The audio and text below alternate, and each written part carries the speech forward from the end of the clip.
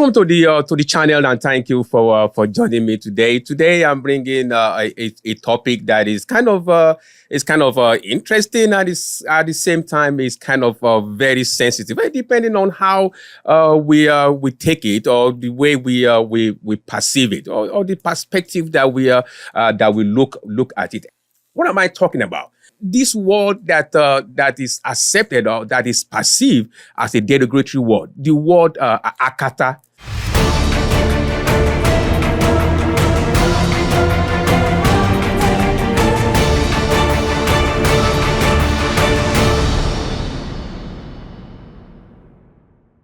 Akata, I've heard it so many times, and I'm quite sure some of us might be. I've heard that word.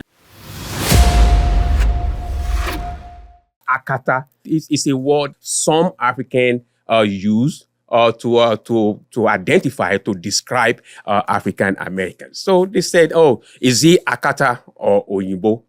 Now is he Akata or Oyinbo? Now let me say this. Okay, I as a person, my tribe is Yoruba.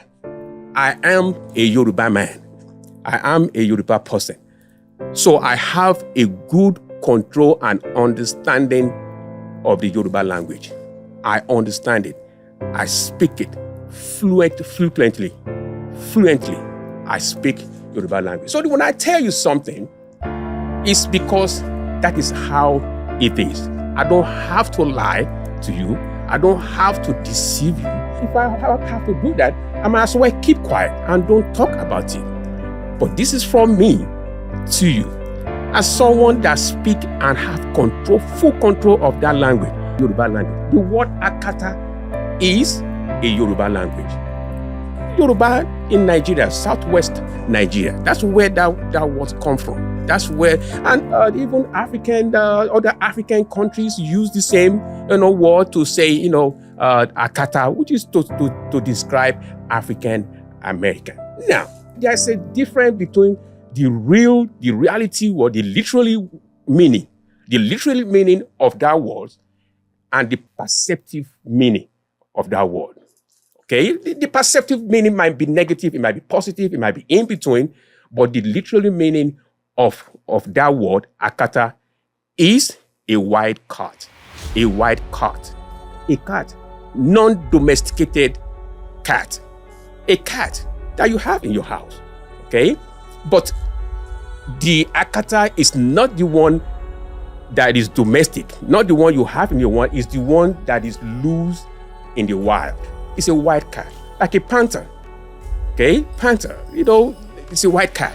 If you look at Africa, if you kind of study, the culture and what African, how they do things, their fashion, their word, their proverb, their adage, you can kind of, get idea that the African thing and culture always revolves around natural nature, like animal farming. Our ancestors, they are farmers.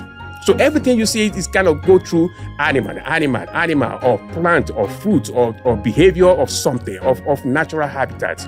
That's how it goes. So white cat is Akata, a non-domesticated cat. That is literally meaning. That's it.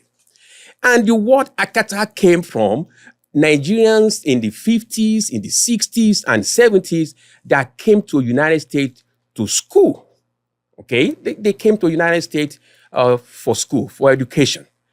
Nigerians from Nigeria come to United States to study in the 50s and the 60s, and they honor themselves by calling themselves Akata because of their struggle and their joining, being a member of the Black Panther movement, the fraternity movement in school. Now they're using to honor themselves as Nigerian. They use Akata to honor themselves, their contribution into the Black Panthers movement in school, a fraternity movement that was going on at that time. That is where the word Akata comes from. Now, as many as we have languages and that revolves over years, it has become something else. We're talking about, 40, 50, 60 years ago, and now it's being used or it's being perceived as a derogatory word. And if you look at it, if that's why, sometimes the way we process things, the way we look at things is very important. The way we think, the way we perceive things, the way we, accept things or the way we process things is very, very important. If you want to really look at it. So a domesticated cat is in bondage, is within home. And a white cat is free to do whatever they want to do. They are free. They are free to eat whatever they want, to do whatever they want, compared to a domesticated. But that's just processing it different way. That is not my point.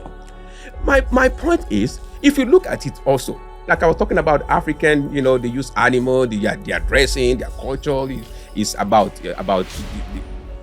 their environment, about nature, natural habitat. I'm a Yoruba person. I speak the language, Yoruba. I speak it. But even in Yoruba tribe, we have different area. And I'm Ijesha man. My tribe, is called Ijesha. I'm Ijesha man. And Ijesha man is described as a son of a lion. A son of a lion. So if you go to Yoruba tribe and they say, oh, he's a son of a lion, you're talking about that person is Ijesha person.